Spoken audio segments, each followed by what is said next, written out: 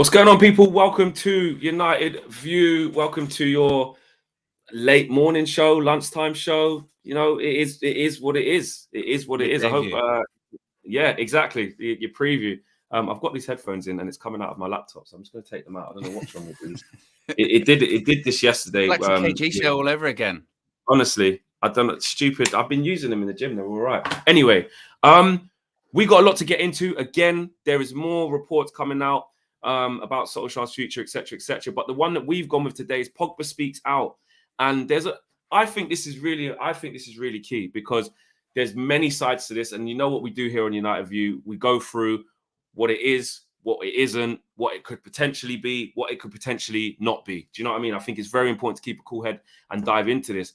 But there's been a lot said. Do you know what I mean? And we're gonna get into that as to why now. Why now? You know, just to let you guys know if you've missed it, Pogba basically came out and had a go at the Sun, saying fake news about the story about him, you know, being a problem and wanting to stay, but only if Solskjær leaves. And then he's flocked to his Instagram and came out with this post. He said, "Tabloid press once again." So it isn't just the Sun. We've got to be fair. He's talking about tabloids. Tabloid press once again wants to create polemic with 100% fake news. Big lies to make headlines. Journalists who use my name to be seen where there is nothing to see. The only reason I address this BS, this bullshit, is out of respect to my club, coach, and fans to send a clear message. Then he says, the less you read these people, the better you are. They have no shame and will say just anything with no basis at all, in capital letters. What's your thing on that? Because we're not really used to Paul Pogba kind of doing that. What does it show you about the mood and what's going on now? What are you saying about that? It's bullish, isn't it? It's bullish. I think there's been a lot of United fans, like myself included, the last few days, you haven't really known what to think because every time you see one report, you see the opposite, like 5 seconds later. You really do. You get outlets in Italy saying that Conte's going to come in. You get outlets in the UK saying Solskjær's staying. You get outlets in wherever saying that the players are behind the manager. Then you get other outlets saying that they don't trust the manager tactically or they're not sure what he's doing. So there is a lot going on. And like with anything, I always say this in life, like with anything, where does the truth lie? A lot of the time, it's not on either end of the spectrum. It's somewhere in the middle. But I think when it comes to Pogba today, I think I mentioned this to you off the air that the thing is with Pogba is if there's a report out there that he knows he can't really refute or there isn't much to say on it, he just won't say it. He'll just leave it. He'll just go, okay. We've heard like when the rumors about his contract or his agent comes out, all that kind of stuff. He just never says anything about that. He'll just go like, well, I can't really handle that. I could, but I'm just, I'm not going to bother touching it. I think when he feels that he's being scapegoated, when he feels that there are, as he would put it, lies or misinformation being put out there, you've got to say something and you've got to stand up for yourself. I know these are well-paid players and I know these are, professional athletes, celebrities, whatever that may be, but it doesn't excuse that if stuff's being made up about you that you can't fight back. And if he thinks that, things are being said that about him that are lies or stories are being put out there that aren't true, why wouldn't he come out there and defend himself? So, like I said, I think it's bullish. I think it's very bullish. And in fairness, I'll credit anyone for going out there and say, no, that's not true. That didn't happen or anything like that, And if anything, it's slightly refreshing, isn't it? So many times we see these people criticize the players for their social media accounts. Oh, they're not even run by the players. They're done by so-and-so. They've got agencies working for them, this, that, and the other. It is refreshing to see maybe he had spoken to a PR person, maybe, who knows? But that is Paul Pogba's words. That is Paul Pogba's words. And he's coming out today and he's saying, look, it's not true. Yeah, when you're saying things like this is BS and, and the tone of it and the language used. Yeah, PR firm would be like, no, maybe don't say that, blah, blah, blah. That's not PR. That's what that is Pogba lying on the sofa at home or in his kitchen or wherever he is, and going on his own phone, on his own Instagram and typing that out on his story and pressing send. Like that's what it is. I want to take this one here. Big up to Kyle Parker as well. Interesting is Kyle Parker says, Pogba is talking about you as well, Flex. So many people on this channel claim to have sources close to the club and quite some dressing room talks and quote some dressing room talk sometimes. I think you mean there. Flex is no different. Big up for your opinion there, Kyle.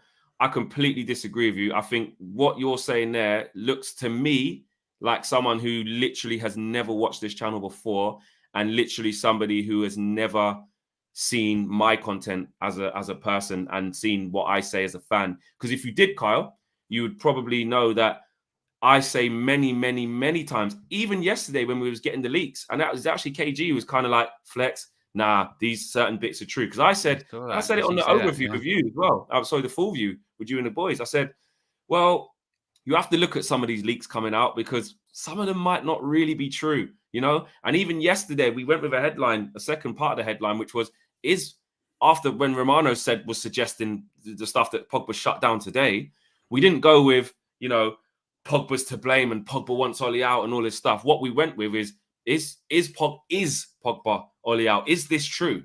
And then we discussed it. So Kyle, appreciate your opinion there, mate.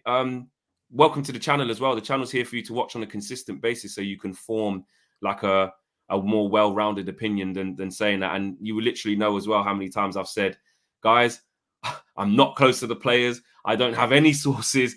KG will joke and say Sky sources and stuff like that. But literally, I couldn't be further away from the picture you're painting there, Kyle. So welcome to the channel. Hopefully you stick around to form a more, you know, accurate opinion, to be fair. And you're welcome here. And that's what it's about. This is all it's ever been about is opinion. That's all it's ever about is opinion. 100%. And not an opinion where, you know, we're going to tell you what your opinion has to be or what it should be. You are more than welcome to make any opinion you want, as is anyone ever on social media. People talk about social media, toxicity, all that kind of stuff. Everyone's allowed an opinion.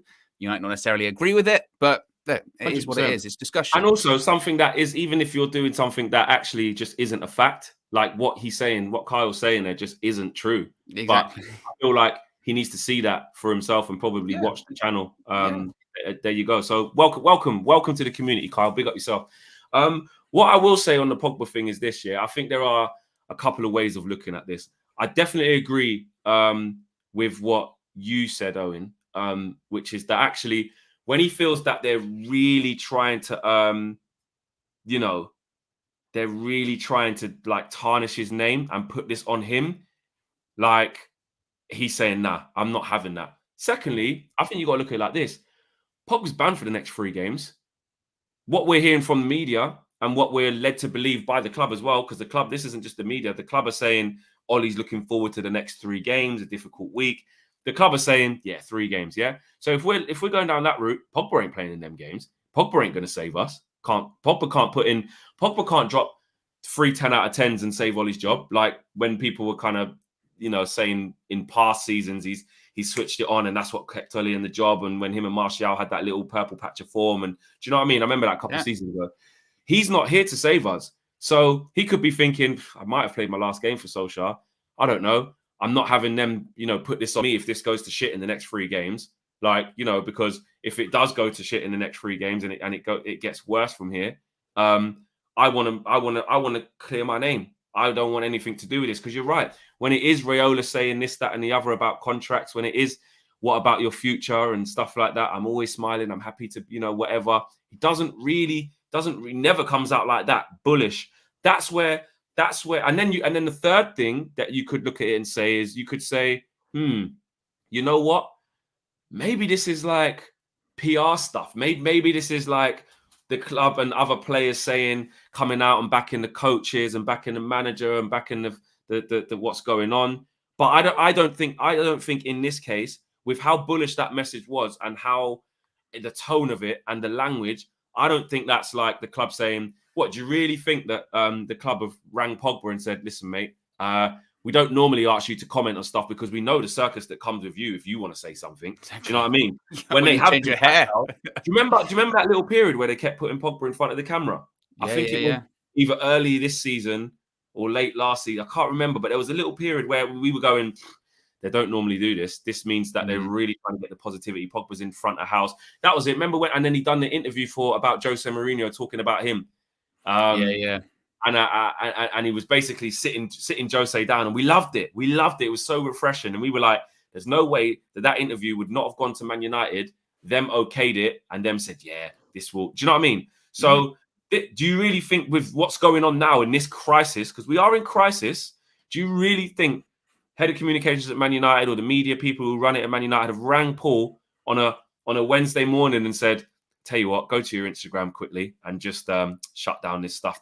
No, that was specifically exactly. put a picture of the sun and put fake news over it. You know what I'm all that saying? kind of stuff. That is not. I don't care. You don't need to be told that is not how PR works. PR is very prim and proper. PR we can all see a mile off. When After the a players, match day, look after a match day. every Look match after a match day, day. we go again.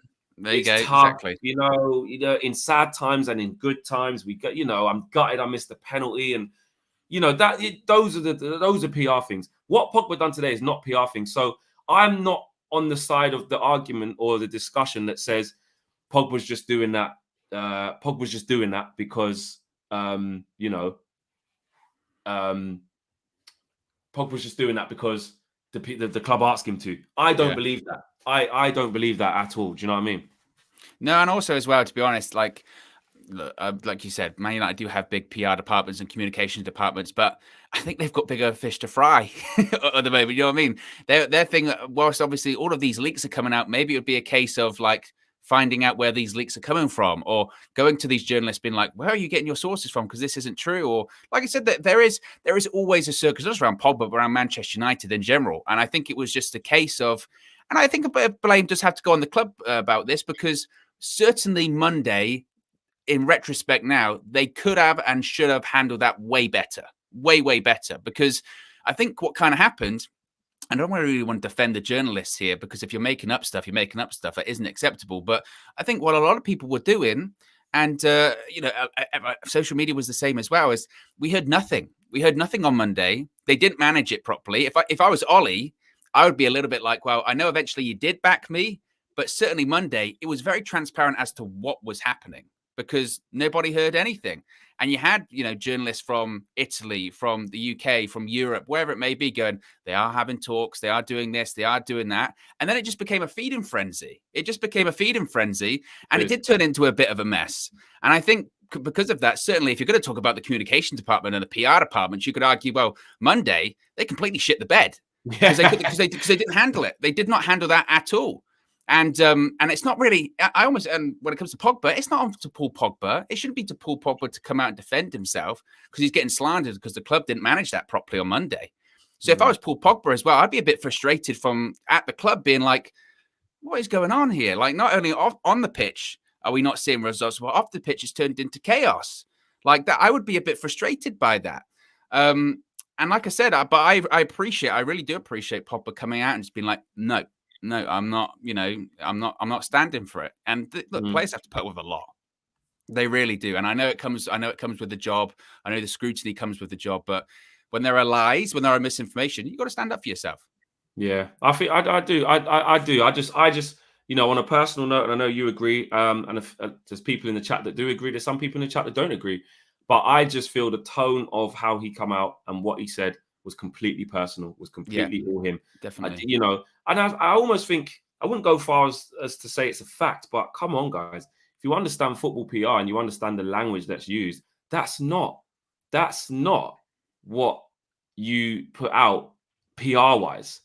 You wouldn't. You just wouldn't. Flex, some United fan channels going into Pogba without confirming the genuineness of news is disgraceful. Now that Pogba has clarified, they look stupid, isn't it? I think just in general, just fans, and that's what I mean about when you hear stuff, when we hear stuff, we can all be reactionary. I've done it before. I've seen things that have gone, fucking hell, look at this now. Then the next day something else happens. And that's why I think even with what we're seeing today, with Pogba coming out and saying this, I think we have to take our time and discuss, like, what does it really mean? Because it could mean many things, but I think where me and you are, Owen, and this is just me and yours opinion, like we're leaning on the side of, well, yeah, he's probably had enough of people talking shit about his name. Yeah. In this particular thing, there are going to be other people who say, where was this energy when, before the Leipzig game? And I get that. And those are footballing reasons. But now it's like he's taking it away from that, because you can criticize that. I've criticized Paul Pogba at that point. I remember. Yeah. I think it was before you come to the United stand. I think it was me and KG and some of the other guys. Before, we were saying on the eve of that game, we were saying Pogba shouldn't start. We were like, nah, this is a joke. Like, do you know what I mean? I've been there. I've backed Pogba to the cows come home, but I've also kind of said at times through covering the whole Paul Pogba situation, I just wish he didn't say that, man. That is true. Like he couldn't have. Maybe he could have shut that down. But then you kind of get used to the fact that he doesn't speak about his contract and how happy he is or not happy he is. Or like when he went in China, or that kind of I thing. was there. He said in China, "I'm ready for a new challenge." My God, don't say that. Yeah. Let your agent do what it's going to do, and then we'll see that you're going to leave, and then you put up your post saying thank you for the memories, and then you go off. But he actively said at that time, but this isn't about that. This isn't about that. That's long gone. And you know what? I'll give props to Ollie in that whole situation. I think Ollie's handled it pretty well. Don't get me wrong. Where Ollie's playing Pogba and what his best position is, and now he's not even starting, I get that. But there has been times over Solskjaer's reign, I think you're being maybe too hypercritical or just unfair if you say he hasn't managed the Paul Pogba media circus quite well at times, because all he's ever done is back Paul Pogba. Yeah, really. Just played him in public. I asked him a question in, when was we in the press conference? In last. It's one of those Europa League ones, wasn't it? Yeah, it was just before the pandemic. And I said, can we expect Paul Pogba to still be here, XYZ? And he said, listen, Paul is a fantastic player. It's there on the internet, you can see it. I asked him and he said it. And he's been consistent saying that ever since. Don't get me wrong. I always say managers can say what they want in press conferences. It's the team selection that shows you what a manager really feels. And when Pogba's been shifted out to the left, not starting in central midfield, McTominay and Fred starting over him, that tells you where we're at with Paul Pogba. And but I just think it's, and looking at it overall, I think that there's many reasons why Paul Pogba could have come out and said that. PR could be one, if you believe that. Just being angry and defending his name could be another. And another thing what it shows, Owen, actually, which let's talk about this, is actually it just shows how toxic it actually is right now. Let's go into that. Away from just Paul Pogba, we're getting to kind of keep it at Paul Pogba. Actually, we had Paul Pogba come out after Leicester and say, "Don't know what's happening, mate. Don't know what. Ain't got a clue." Yeah. If we knew, he actually said, "If I knew, I'd tell you." That's actually what he said. Do you know what I mean? Because it was like, "What can you put your finger on? What's going wrong, Paul?" He's like, we haven't experienced this. We don't know. Pogba gets dropped next game, gets Atalanta. We win. Stays dropped against Liverpool. We know what happened there. Then he's coming out and saying this. You've got Harry Maguire, obviously really upset after the Liverpool game, basically saying, "I don't even want to do this interview, but it's not good enough," etc. We're getting all these leaks, which some are not true, some are complete bullshit, some are true. Even now, even today, and this is from Samuel Luckhurst. Again, Samuel Luckhurst might not be my biggest fan, but I respect him as a journalist. And he said Cristiano Ronaldo has attempted to rally the Man United dressing room in their time of crisis. Sources say Ronaldo is holding the dressing room together and he has encouraged teammates to support Solskjær.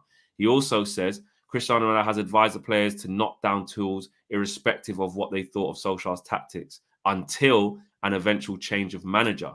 He also says Ronaldo attempted to rally the dressing room tactic. I've read that one already. There's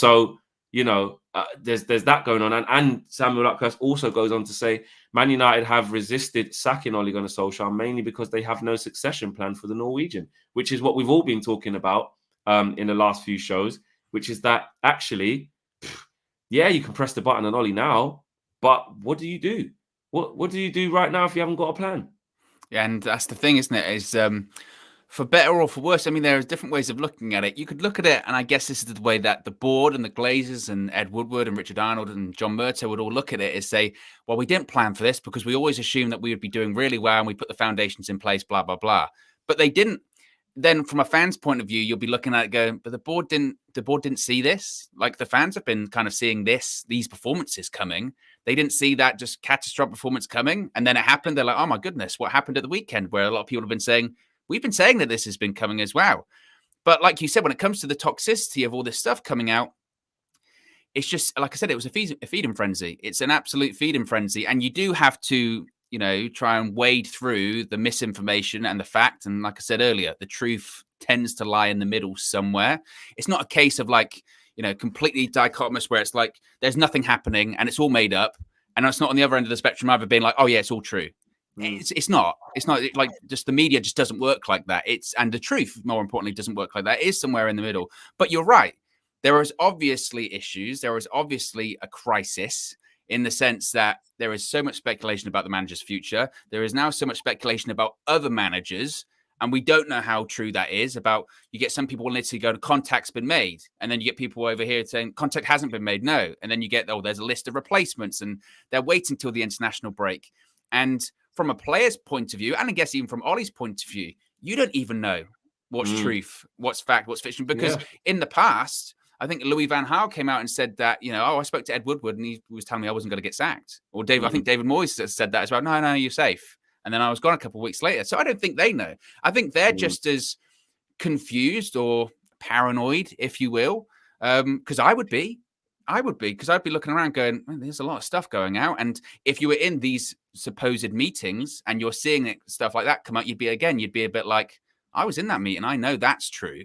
Maybe not. I don't know about that. You can pinpoint exactly. That's a great point. And then you'd be like, oh, okay, so there is stuff coming out, and all of that it breeds into it. It does breathe into this toxicity, and it's tough. It is really tough to figure out what's going on as a fan, as a player, and to me, that just doesn't feel very Man United, does it?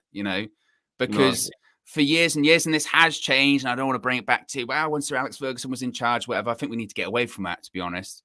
But when Sir Alex Ferguson was in charge, you would just to bring it back there. But that just wouldn't happen. It wouldn't, stuff like that, all these leaks coming out. And it's difficult to know what to make of it, to be honest. It really is. I mean, where do you see this going in the next few days? Because I don't see it going away. No. I don't. Well, just to bring in a super chat here from Lawazi, thank you for that. Says shows the board have no idea about the actual football happenings in the club. They just look at the table and Ollie's positive way he conducts himself, and that's why they gave him a longer contract. It's basically saying it wasn't kind of thought out. Where I see this going, Owen, it's not going to go away. I think there is a real tough press conference for Ollie to have on Friday. Really Obviously, we'll be covering that. I think it's going to be fascinating to see what he says. I think he'll be bullish, by the way. I think he'll be bullish. Exactly, because really and truly, he can't be anything but. What's he going to do? Start admitting defeat now? Yeah. Immediately in the aftermath of the pain that we felt after Liverpool, he said, I can't quit now. We're so close. That's what he said. So, now he's still in the job and been given a 3-game vote of confidence if you say it. Because make no mistake, Ollie knows now. Even if he thinks, flipping heck, I got out of that storm, I'm still here. And this is me having my opinion. This is not other people saying this. I was thinking the same thing as well. When I was saying, I'm trying to think of how I would be thinking in that situation. It doesn't necessarily mean that's how he's thinking. Exactly. To differentiate. But if it was me, I'll be thinking, right, I survived that storm. I really thought that was it. For whatever reason, whether it's because they haven't got the next guy yet lined up or whatever, they're on to me. They back me. I'm a legend here, but they're on to me. I need to pull something out the bag here to give myself even a chance. Because even if he wins the next couple of games, it still might not. I don't know. But it has to be a long time of consecutive wins to get out of this rut. A real turnaround, which, you can't fake it or fluke it against City at home. You can't fluke it against Chelsea away. You can't fluke it even against Arsenal at home. You can't fluke what's going on. Atalanta away, Villarreal away. Tough games. There's no room for fluke. If he does win the next however many games, then great. But I can't see it. But I just feel like it won't go away. And I still believe, my personal opinion, I still believe that it's inevitable. I just think, like what Samuel Luckhurst said and a lot of other United fans have maybe thought, and I was saying it yesterday, once all the rumours was, not rumours, but a lot of in-house journalists were being briefed by the club and saying that, he's going to be there for X, Y, Z. To me, that just says there's no plan, can't sack him yet. I didn't really take it as, no, keep calm because we believe in the process. Because we've had that kind of briefing before, haven't we? Where it's it hasn't changed my opinion in the sense that it's still after Leicester, didn't it? It did. And those things came out saying that we back the manager and all that kind of stuff. It doesn't change my opinion. I still think we're in the end game, and that comes from chess being like it's steps before the eventual finish of the game. And I still do think that's the same. I'm a bit like you. With all that stuff coming out on Monday, I thought it was going to be a bit quicker. But I still do think we're in the end game because it does feel like the point of no return at the moment, to be honest with you. Again, not just necessarily because of the results, but because of the reaction as to everything that's going on at the moment as well. But again, to get to sort of pivot onto a different point here, just because you think it's in the end game doesn't necessarily mean you can't be like, well, I still want Man United to win at the weekend. I'm a Man United fan. And I've said this a million times here on the channel. Ultimately, I want Ole Gunnar Solskjær to be successful. Because if he's successful, Man United, they're successful. If Ole Gunnar Solskjær is doing well, Manchester United are doing well. That's all I ever want as a Manchester United fan. I'd rather not be talking about, media stuff and tabloids and leaks and people being upset and all this kind of stuff, because if we're winning, we don't really tend to do that, right? If we're winning titles, we don't really tend to do that. That sort of circus doesn't build around the club. Maybe it builds about something else, but I'd much rather people be upset because Paul Pogba changed his haircut as opposed to, is he going to sign a new contract, or people are making up lies about him and he doesn't like the manager and all that kind of stuff. That's the thing. Do I think, we're in the end game still? Yeah, I still do. But that doesn't mean I'm not going to support the club. You know what I mean? And again, I think that feeds into the toxicity as well. Of some people being like, and it's not a lot of people, in fairness, because it isn't. And I think a lot of people paint it like this. But, when you get some people that are saying, oh, I hope manager loses. I hope we lose. So the manager goes, no, it doesn't. It doesn't work like that. It doesn't. You can still say, I don't think he's the right man for the job. Or you can still say, I think it's probably we're in the end game process now. But you can still support the club. You can still support the manager at the very minimum. You know what I mean? I think that feeds into it as well. Yeah, no, I definitely. I don't. Yeah, I don't look at it and think, I really hope we lose. But I think people who do feel like that think, but if we scrape one win, if we luckily win against Spurs, and then Ollie still stays there, what does it mean? And that's why I say, I said it on Sky. Like there just needs to be a big plan, because I do agree. Like, it's the end of the road. I can't. How does he turn this around? Someone said it in the comments there. Like, he's been on runs like that before, where he's pulled out some results and pulled out, this, that, and the other. And ultimately, we're back here with better players, more money spent, and more time given. Do you know what I mean? And the big thing is, realistically, can you turn anything around in 3 games? Even if it was 3 wins, which would be impressive, don't get me wrong, considering who we're playing, but would that necessarily have, turned United around? That would be the big one, wouldn't it? Belly Visual coming through. Big up Belly Visual. Says, just met James Horncastle from BT on the way to the Barbies. He also told me United are after Calvin Phillips, not a fan, and United will hire Conte. I'm still waiting for them receipts of where you said you live around with all those famous people. You said you're going to post it on Twitter, Belly Visual. So we've got to take that with a pinch of salt. But big up for coming through. I know you're always here supporting the channel and having your say. There was some interesting comments as well from Gary Neville that I saw. And I want to see what you think about it. And I want to see what you guys in the comments think about it as well. I have my say. Let me just let you know what he said. He said, social media is an absolute cesspit for people that are just the lowest of the lowest. Neville said, we live in an era where it's seen as quite normal to ask people to be sacked, which I find absolutely incredible. If you were any other workplace and you walked into a shop and you said, I want you to be sacked, I think you'd be reported to the police. People don't probably realize the things they are writing hurt families, hurt human beings, people that have problems in their lives, and nothing gets done about it. These things happen in football. I think the sensationalism of everything now is just out of control. Yes, it was probably a real sickening blow for everybody that's ever played, supported, or been involved with Manchester United. But it's not as if Man United have never lost 5-0. The only difference was there was not a billion people on Twitter thinking they knew best about this, that, and the other. My thing to that is this, yeah. Some people saying that's Phil, by the way, in the comments. It's Phil Neville. It's Phil Neville. I stand corrected. It is Phil Neville who live chat saved you, Flex. Live chat saved me. And you know what? I'm dumb because I'm looking at the quotes and it actually says Phil Neville right there. To be fair. But on the flip side, Gary Neville does say it's wrong to ask people to be sacked and you shouldn't do it. But this is Phil Neville's thing. So let's talk about Phil Neville's comments. I'm looking at that and I'm saying, hold on a minute. Like, just because you come out and say that you don't think Ollie is the right man, that doesn't mean you're trying to abuse him. That doesn't mean you're trying to hurt his feelings. That doesn't mean that you're not a proper thoroughbred United fan. It doesn't mean that. It just doesn't. And I think it's very dangerous when you try to flip that to say, if you have an opinion on social media, then that's what it means. We've said many, many, many times on this channel, on other people's channels, in public or whatever, and I've seen other people say it. Abuse and, you know, just cussing people out for no reason and calling people names and, you know, really being vile about someone is different.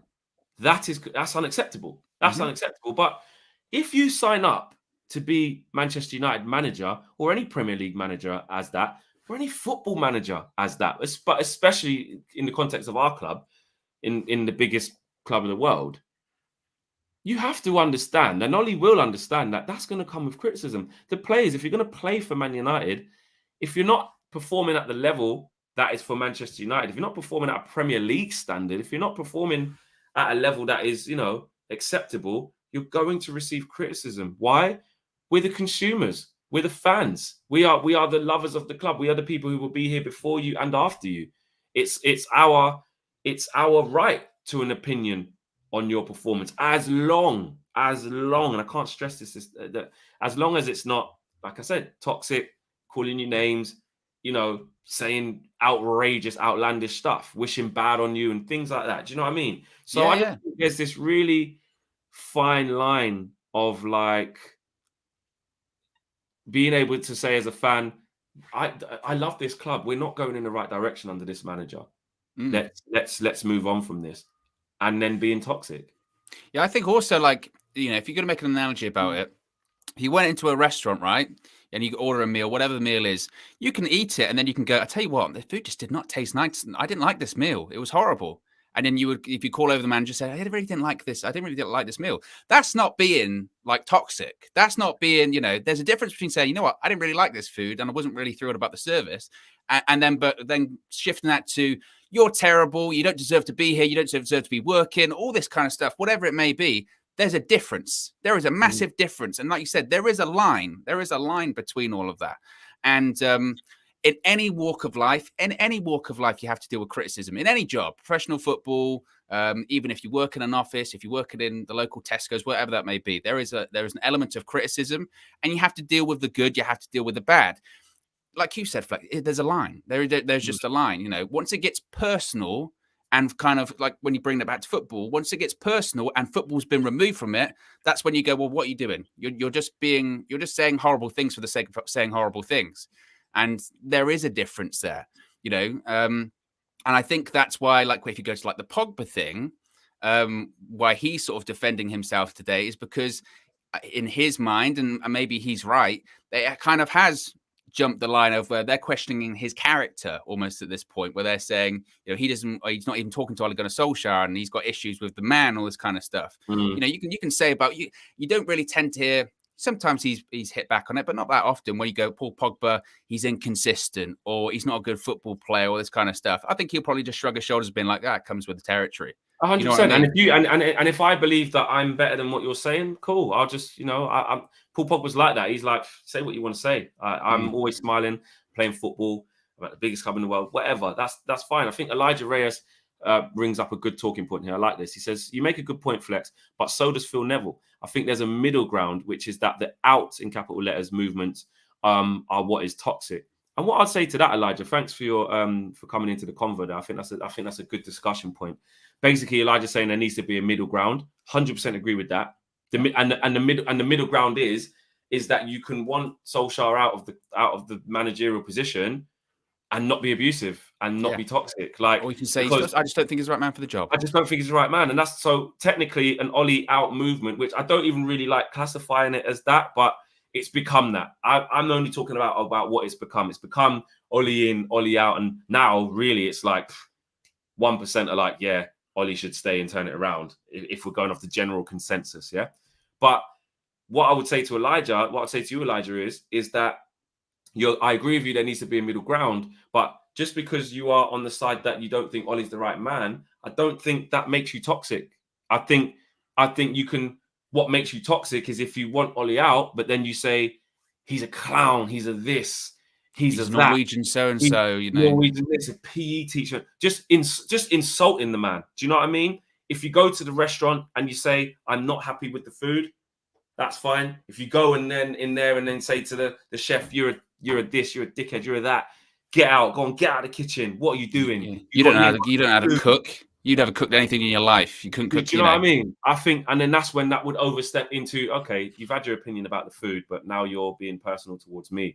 Like, I can have an opinion on the food you've cooked because I'm consuming the food. I.e., Ollie, I can have an opinion on the football that you're putting down because that's what I watch every week as a Man United fan for the rest of my life. For before you was even here, I can have an opinion on that. So, Elijah, I like what you're saying there. The middle ground bit is the bit I agree with most of what you're saying there. There does need to be a middle ground. But also back to what Phil Neville was saying, it's like, well, he could apply that to like Gary Neville, like his own brother, because really, Gary Neville, and this is not about politics, yeah? What I'm about to say is not about you should be Labour, you should be Conservative. You see my show with KG, I don't do politics, yeah?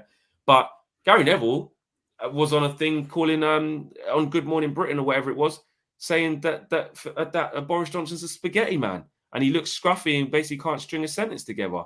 Like, this is fact. Like, I'll read the quotes here. He said he's a bit of a spaghetti bolognese man. He looks scruffy. Each of his sentences and speeches are almost like a strand of spaghetti. You have no idea where it starts and you certainly have no idea where it ends. But yeah, he's popular. And he's basically saying that he should lose his job. And look, I'm not saying that Boris is doing a good job or whatever, but I'm saying the principle remains. The principle of someone like Gary Neville, who I've got a lot of respect for, going onto the internet to say, I'll leave. He actually said, quote, he said, someone said, when are you going to leave Boris alone or whatever? And then he said, I will leave when he leaves office and is replaced by someone competent and doesn't lie. So that's Gary Neville going onto Twitter and doing the political thing and saying, we need a new government and all of this, and basically asking for him to be sacked. So why can't we do it about the club that we love? Now, I'm not saying Gary Neville's wrong or right for having his opinion that Boris is not the right man to run the country. That's not what my point is. My point is the hypocrisy of, like, you know, you're on there saying this guy should lose his job. That's what you're saying. He should not be the prime minister. Sometimes you might call him a spaghetti man or whatever. Now, I don't care about Boris Johnson, about what he does. That's not what I'm here to do. It's a football channel. But what I'm saying is that at United, we love the club. Cool. That's about the country and things that Gary Neville says. I do agree with some of the things he says. But I'm just saying, to go on there and say that someone should be sacked is kind of the same thing.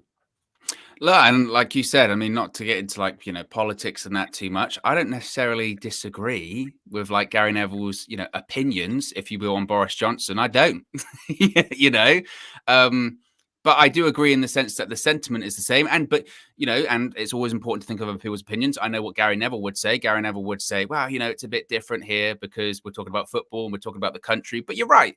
If you're going to say, we need to be careful about, you know, people's feelings, think of their family, think of they've got kids and all this kind of stuff. Don't get me wrong, the Prime Minister job is bigger than the Manchester United job. But the sentiment... Tad, I'm not defending Boris Johnson. Like, if you listen to what I'm saying, I'm not saying leave Boris alone. He's doing an absolute fine. I'm not getting into that. That's not what I believe. But what I'm just saying is that keep the energy consistent. What if Boris Johnson was Gary Neville's best friend? Would he say it? Because he's already said I won't throw my friend under the bus with United. That's all I'm saying. Yeah, and like I said, I think the sentiment is the same and the principle is the same, and then again, that's why it's very important, I think, to if that's what Gary Neville wants to do, then that's fine. But I think on the flip side of things, you know, don't lecture people and say, you know, for having an opinion, then that's being toxic. Like we said before, there is a fine line, but there is a line. I think a lot of people do know what that line is if they're being honest with themselves. They'll know that, you know, that saying, oh, I don't think, I said it earlier, I don't think Ole Gunnar Solskjær will last much longer. I think it is in the end game. That doesn't mean I hate Ole Gunnar Solskjær. That's a stretch. And also as well, because Gary Neville obviously has a different opinion to us, that doesn't necessarily mean I hate Gary Neville. I think that's important too. Again, if you've got a different opinion, that doesn't mean that we have to hate each other. That doesn't mean we can engage in a conversation. We can engage in a dialogue. I've said this before as well. I enjoy speaking to people that have different opinions to me because I think, like, for myself, It makes me a better person, makes me more educated, more well-rounded. It makes me, encourage myself. I'm always saying to myself, listen to what they say, because guess what? I might be actually educated myself and go, you know what? They might actually be right. Maybe I do have to consider that, all that kind of stuff. It's this, like I said, dichotomous thinking. It's on each end of the spectrum. You have to either be completely like all out or all in. And it's like, no, it doesn't work like that. Life doesn't work like that. You have to make concessions. Like What the people super are chat saying, all before that kind said, of there's a stuff. middle ground. Eric says, Exactly. Flex, look at Steve Bruce. People think it's fun and it's banter. If you don't like the food, don't shout, sack the manager from your table. That's toxic. Again, that's what I'm saying. I think, again, that's where it's a bit different, because if you're saying that you've got the food, but you don't like it, you might call the manager over and say, okay, I don't like this food. And then you'd probably leave the restaurant. But then if you went back to the restaurant and then you had the same food again from the same chef, you're probably going to say the same thing again. I don't like the food. And this is why I'm saying it's a bit of a different analogy, because the football club that we support is not like a restaurant we're just going to pop into in and out of. We are here forever. Do you get that? So say it was a restaurant that you just was your weekly restaurant, because you go there from, it's your family tradition. You've gone there from you were born all the way through to you die, to put it into a football context, because we're not going to stop supporting the club. Then your energy is going to be a bit different towards the chef. Eventually, you're going to say to the manager, why is that chef still here? The food's not good. I come to this restaurant for 30 years of my life before he came here. I gave him a chance as a new chef. We've had loads of chefs in that time I've been coming to this restaurant. And the food's not nice. I don't think that chef, so you probably would say that from your table if you kept seeing the same chef there giving the same shit food. Do you know what I mean? Yeah. But I get where you're coming from, Eric. I just think like it's just the tone in it. I can see what people are trying to defend and say, no, Flex, it is toxic when people do X, Y, Z, and it is when people are doing the things that we've just all put into the category of being toxic. But just expressing your opinion and saying, I've seen enough. It's 3 years. I've seen enough. And that Liverpool thing was the last nail in the coffin for me. Once you have come to that, arrived at that as your opinion, I don't think that it's right for people to tell you that you're toxic for saying that. And Gnome says, Gnome de Guerrero says, what is the coherent plan? Replace all the coaches, get a DM in Jan, then play what style going forward? How much money? Will less than that work? Big up to you. Big up to you. That's what I'm saying. We do need a plan, which is why I still think Ollie is here. They need to sort it out. RDG says, why are the club incapable of making good football decisions? For unsuitable managers in a row and 1 billion spent since Fergie. This is legacy pain for fans. Yeah, I agree with that. Yeah, I agree with that as well. I mean, it's quite damning. It is damning, and when you put the facts on paper like that, it is damning. I think, like I said, it's just. I mean, the reports have kind of come out, like you said, Samuel Lucas and all that there obviously wasn't a succession plan, and there isn't a succession plan. Maybe they're trying to figure one out right now. Again, I think from the board's point of view, they might think of it as, well, of course it wasn't a succession plan. We gave Ole Gunnar Solskjær a 3-year contract. We assumed this was all going to go okay. We have been caught off guard by this and all this kind of stuff. But to be honest with you, again, that just kind of shows on the flip side of it how out of touch maybe the board are, because a lot of fans have been saying this for a while. They have been saying this for a while. Certainly, if you look at this season alone, a lot of people have been saying, like, going into that Liverpool game, I don't think anyone expected 5-0, but a lot of people said going into that game, that's tough. You know what I mean? It's true. I still say, like I said, I still think it's the end game. I still think we're still going towards that eventuality that Solskjaer's got to go. But in the meantime, I'm still going to support the club. It doesn't change my support or anything like that. No, because you love the club. Do you know what I mean? Exactly. You want us to do well. It's just that how sad is it that we're in a situation where we think if we beat Spurs with a controversial penalty or VAR decision or whatever, even if we scrape to win, whatever, we're still thinking before it's happened, what would that really mean? Would that really change anything? Because we were getting wins. Let's face it, we were getting wins against Atalanta and Villarreal.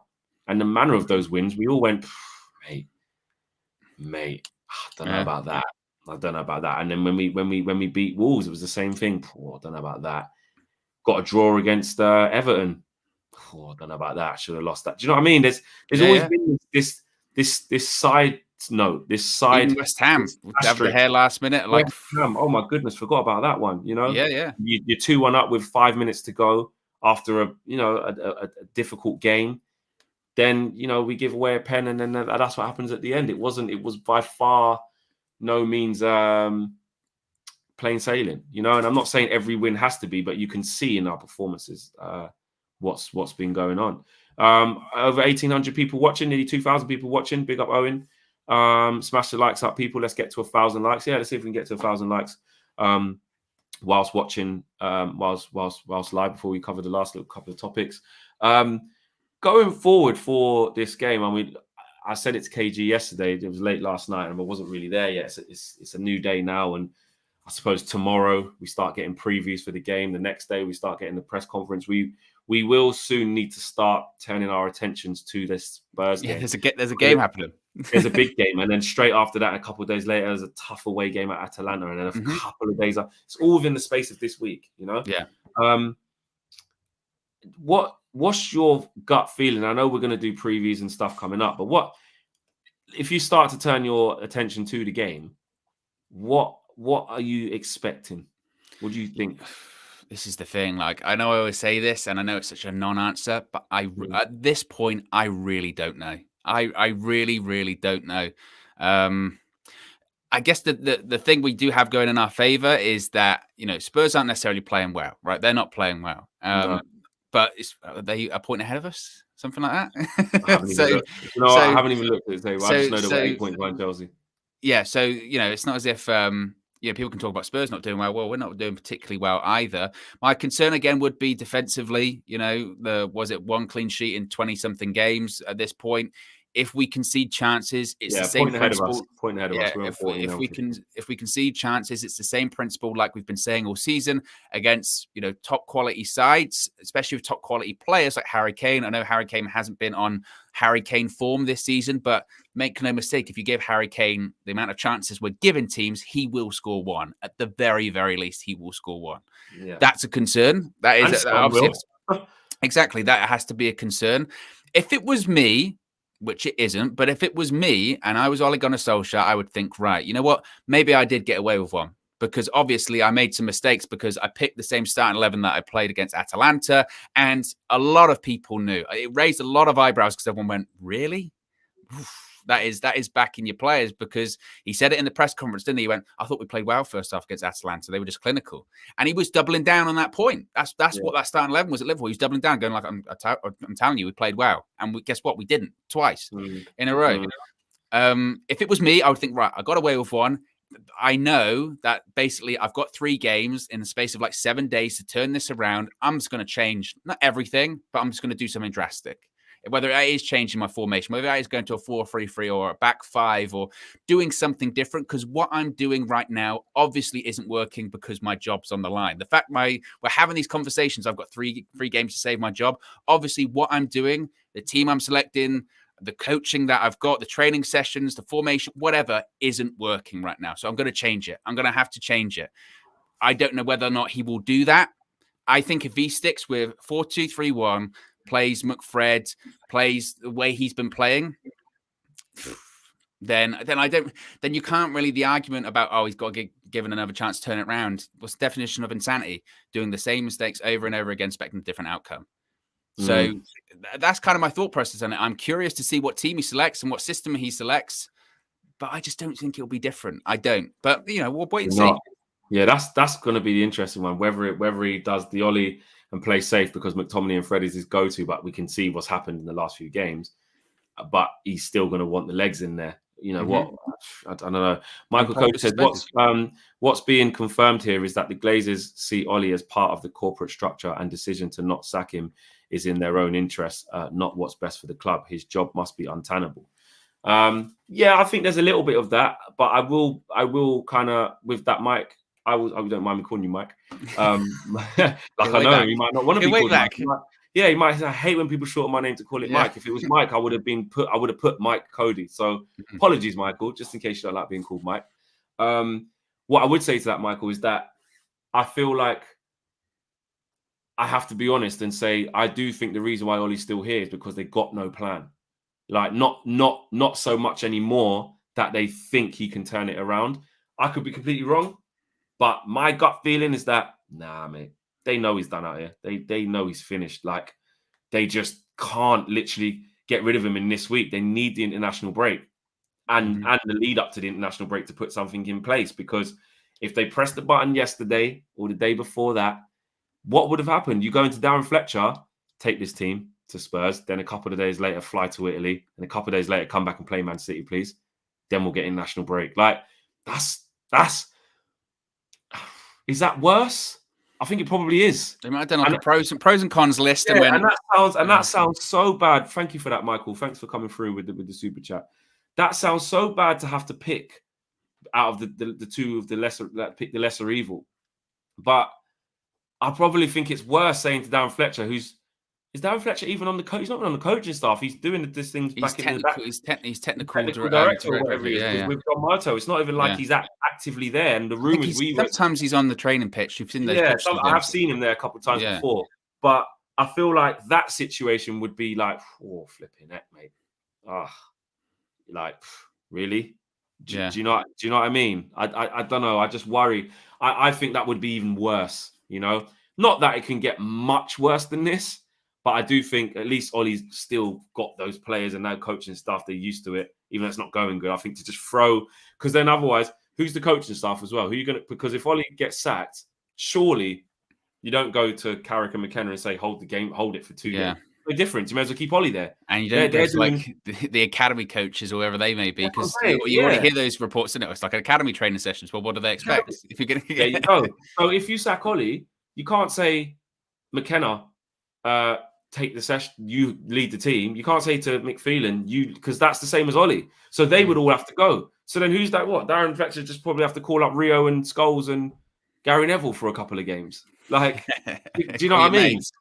Exactly. So they have to have a plan. So yeah, Edrin says, would Conte be the answer to our problem right now? I feel Ollie sacking is an inevitable. Love from Malaysia. Keep up the good content, guys. Thank you, Edrin. All the way from Malaysia. Do you think that Conte is the answer to our problems right now, Owen? I'm one of those people that I think Conte would work at United. I know he does divide some opinion, and I can see what people are saying, whereby maybe like culturally he might not be the right fit, in the sense of he does clash with people and he does clash with the board, and this board, they are what they are. They're not going anywhere. Can Conte deal with them? But I do look at Conte's record. I do look at that. He wins wherever he goes. I think it is a bit of a falsehood that Conte plays defensive football, because when Chelsea won the league, Chelsea played some great football. You know, just because you have a back five and wing backs, that doesn't necessarily defensive. You know, maybe when you're defending it is, but you're defending. I want it to be defensive when I'm defending. You know, it can shift into a different formation when you attack. You know, that's a 5 whatever at the back can shift into a 3 with wing backs. Suddenly you've got like 2 up front with wingers as well. And then wing backs ultimately become left and right midfielders. Exactly. When you have the ball. So I do think he would work at United. I know a lot of people are saying, Ten Hag from Ajax, and maybe that is a case as well. Like you said, with buying yourself time, maybe that's a more complicated deal to do. I don't know. There are options out there, but this idea of they wouldn't fit, or they wouldn't have the United DNA, or they wouldn't be around for a long period of time. Again, we're not going to get a 20-year manager like Ferguson again. We're just not. It's modern football at this point. So I'm not against Conte. I'm not. Yeah. Andrew says, I'm tired of this rhetoric that we've tried the big name managers and it's failed. When Mourinho finished second, we got Dallo and Fred. Yeah, I remember that window. He wanted a centre half. He didn't get one. It was horrible. In the transfer window, the board has been at fault and are hiding now. And Medline TV says, big up, guys. You guys are the most professional preventers on your YouTube. Dissing KG there. Dissing KG. You know what I mean? I am glad to be clip part it, of this. send it over. Yeah. Yeah. But I think when he says you guys, I think he means everyone on the channel, which is good. But it's just funny to laugh at KG because he's not here. I'm glad to be part of this community. Stay blessed, guys. Hold tight, Medline TV. Yeah, we're happy to have you as part of the community, man. Big up yourself. And yeah, I think just on what I think he should go with. Actually, no, just on the Conte thing, I think when it comes to this, and it's almost like we have to kind of move away from this for a little bit because Ollie's not going anywhere. So it's still like got a manager, you don't want to be. I'm not saying disrespectful because actually we all know our thoughts and feelings that he shouldn't be there anymore. So I think in the context of the last couple of days fallout, while Conte's still being spoken about, I think it's fair. Someone's asked us a question.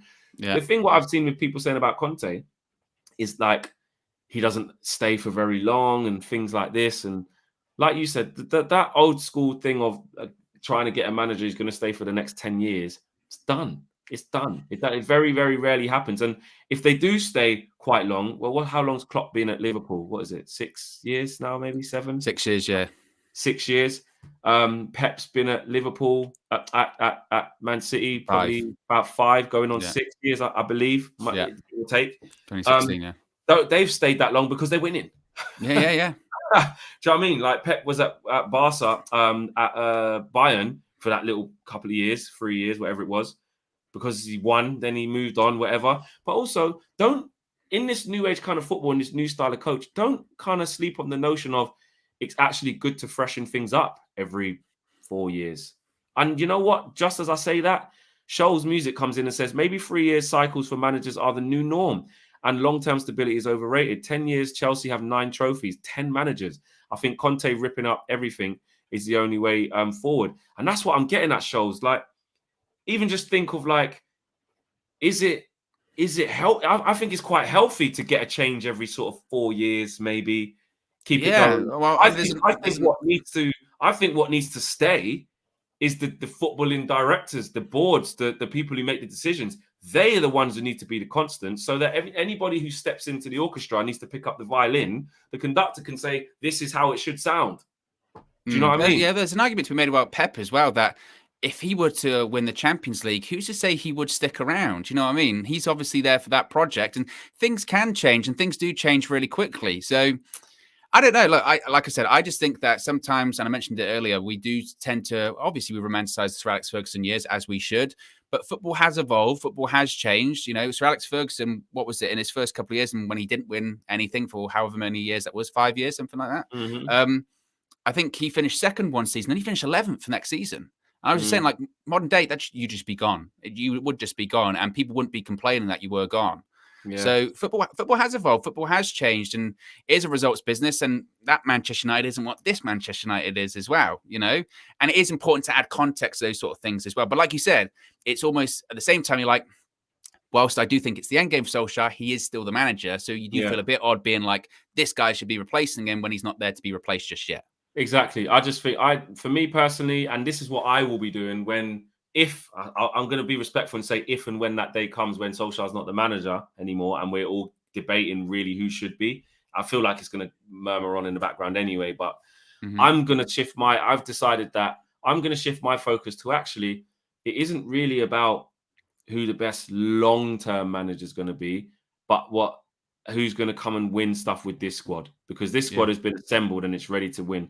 And my emphasis is on actually the people making the decisions should change, and that should be the 10, 15, 20-year plan. When Bayern Munich sack someone, they go and get someone like a Nagelsmann who can fit into what they do because they got their plan. Doesn't matter who's there, whether it's Pep, whether it's the other German manager or whatever. It doesn't matter who's there. The way that the club operates is there. Even the regime at Chelsea, how the board operate, i.e. if it's going shit, mate, you're out. That's the philosophy. We will buy players. We will bring some of the young players through, which they're starting to do now. We will spend big on good up-and-coming talent. We will do it. So that's the philosophy of the club. So it doesn't matter what manager it is. They can come and do their thing. And if it's not going well, see you later. So I think our emphasis has got to be that. It's got to be the board needs to get out. Maybe they go hand in hand. Maybe the manager that's going to be best for the long term is the manager that can win something immediately. Because let's face it, long term. Yeah, exactly. If Conte came in this season, right, and that's not to say he will, but if he came in and say he won the Champions League, I know that would be a madness. But say he did, he would have a job there essentially for life, because we're that desperate for success at this point. We are, but you know what I mean. Not life, but but you know what I mean. Get the next 2-3 years. Oh, 100%. Because even if he finished like 10th the next season, they'd be like, but he won the Champions League last season. You know, and that's what people are saying about Ollie, aren't they? Well, he hasn't won a trophy. You know, so if someone came in and and he's won got the track record from other clubs where he's yeah. won big stuff. Exactly. So if someone came in and won something big immediately, that Mm. would be the best long-term thing because we wouldn't be looking to get rid of him. Yeah, Which I Chrissy think says, they can go hand in hand. Chrissy says, "Hi guys, in my opinion, Ollie's run is already done. These next few games are all for his character building for the future ventures CV." Oh wow, I don't think Ollie can add any more to his CV to go to somewhere else and say like, well, in my last 3 games, I did this, so I think Ollie's CV is going to be what Ollie's CV is now, unless he won all the rest of his next however many games until the league finishes and we won the league. Then he put that on his CV. But yeah, Red Baron says, if there is a team to bounce back against, it's Spurs. They are rubbish. When we beat Spurs, the propaganda machine will start up again. I hear what you're saying there, Red Baron, but I haven't even really got behind that bit about Spurs are crap. Come on, we can do this because they are, but so are we right now. And it's an away game. Exactly, and it's an away game, which our away record's gone now as well. Just to finish off, when you were talking about you're not sure, you don't think Ollie will change stuff. I can see why you think that. I can see why you think that because he's in a really tough predicament. But I think he must. I think he has to. I think he has to. I think I'd love to see like a 4-3-3 with a real big change, like with Matic and Donny. Do you think he will? I'm not going to waste time even talking about that. I do think. Well, no, I don't think he will, but I think he should go over back 5. I think he should stink the place out. I don't care. There's the longer term. To get me wrong, we've got all these attacking players, but Flex, we've bought this, we've bought that. We need to get them all playing. Forget that. Forget that for now. Forget we need to get Sancho going. Ronaldo needs all the service. Bruno, this knit together. Rashford's better. Fuck that. We are leaking goals like anything. We are getting played through central midfield. I'm telling you now, I don't care who it's against. Our next game could be against Norwich. Maybe not Norwich, that's a bit extra. But our next game could be someone in the bottom 5 teams. And I would still say we need to play a back 5. We are so easy to play against. We just need to keep a clean sheet.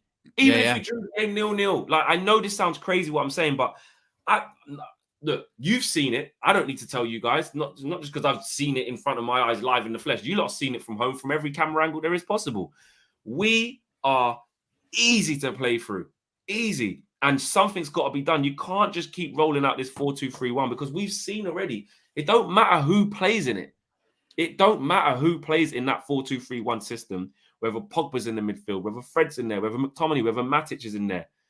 We get carved apart because we've got these wingers/forwards/strikers playing as wingers with no instruction or no willingness, whichever you want to call it, to come back and make a defensive unit. So we need to make one with the formation. I would go with 3 centre-halves. I would go with 2 wing-backs. And I would go with 3 central midfielders. And I'll put 2 up front. That's what I would do. That's what I do. You know what my team would be for Spurs? I would say if Varane's back, go straight in. I know the thing about Harry Maguire if he's not ready. As long as he's ready, you know what I mean? But let's just argue that. Let's just, for argument's sake, say that Varane's ready. I'd go Varane, Lindelof. I'd go Ekbayer. You know, Harry Maguire needs a rest. Listen. Well, see, I see some people saying if you're going to play a back 3, you would have actually Luke Shaw be as a left centre back, and then have Tellez as your wing back. Yeah, because you need a bit of pace in there. But then the only thing with that is, which I worry about, if one of them breaks down, who the hell's going to be left back? You'll have to change it. But okay, let's just be optimistic. Okay, I'll tell you what. I'd say Luke Shaw left centre back, Lindelof and Varane is what I'd have. Right. By Ian Varane. Yeah, at the moment. Yeah, this is what you would do. This is what I would do. Ollie's never going to do this. Yeah, Luke, Tellez left wing back, Wan-Bissaka right wing back. Even Dallo maybe right wing back because Wan-Bissaka is a right wing back. You're not so sure, but someone at right wing back. Then a midfield 3, I'd have Pogba can't play, so I'd have Donny, Bruno, and Matic. Right. Would I do that? It's a bit nuts. It's really defensive. Yeah, no, fuck it. I'm doing. And then what's your team? No. I'll have Fred. I'll have Fred, Donny. I'll have Fred, Donny, and Bruno. No McTominay. No McTominay right now. If we take out Fred and put McTominay, all right, cool. Yeah, I'm having 3 solid midfielders. Yeah, Pogba can't play the Wi-Fi, but I hear what you're saying there. Donny, Bruno, Pogba. Then up front, Obviously, Ronaldo. Would I have Cavani? I think Rashford should still play. Out of Rashford and Cavani, I don't care. They're both going to run. I'd have Cavani. I've been saying this for like weeks now. You've heard me say it. Get them you both have. in the team. Find a way. Find a way. Every time they're both on the pitch together, something works. Make it work, yeah. Make it work. I mean, away from the individuals that I'm choosing in the formation, Anomi says no flex, no more Fred, please. You know, I get what you're saying. My thing is more. I just think we should be in that formation. Whoever you pick, you pick. You know what I mean? But I think we need that solid structure of the back five with 3 midfielders in front of it. People may say that's so negative. That's 8 players, you know, defensive minded or whatever. But Bruno's going to be one of the midfielders, so really it's 7.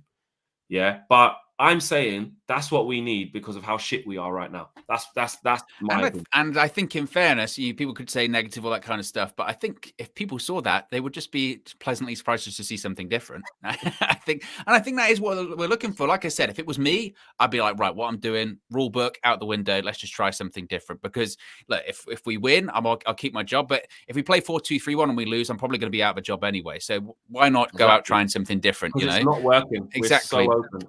But do I see him doing it? I think he'll make changes to the personnel, but the actual structure, the tactics, I would be very surprised. Pleasantly surprised, but I would be. He used to do it. He used to go to that back 5, but it seems like he's moved on since then. But what does moving on mean? Look at us. Red Baron says Ollie needs to stand behind his own team. He was too stubborn not to change it in the past. He should fall on his own sword. And someone said something that made me laugh. Where is it? He said, "Is Lux Hill?" Thanks for the comment. Said Flex built a fortress in his head. I did. Like I'm just thinking, like just solid. Can't play through. I don't care how defensive it is. I'm not on about goals. If we have the way of playing so we don't concede, we can nick one or score a couple because Flex is going back to the Jose back 8. Yeah, mate, I'm on it. Listen, big show. Loads to talk about. Thanks everyone for listening. Thanks everyone for watching. Thanks everyone for coming in and having your opinion, because that's, you know, I think when it's like this, you all just got to convene. There's no point in getting angry at each other and shooting people down and saying what I say goes and what you say doesn't go and all this shit. It's just not what I'm about. It's not what we're about. So big up to everyone coming through. Smash a like on the video on the way out. Subscribe if you're new on the way out. What have we got? We got Owen back this evening, 6 p.m. You'll be coming with some more Manchester United news of whatever's happened throughout the day. And then tomorrow we got a preview, Spurs preview. And then we'll be all eyes on that big game and the press conference as well on Friday. So guys, see you later. We are out of here. Peace.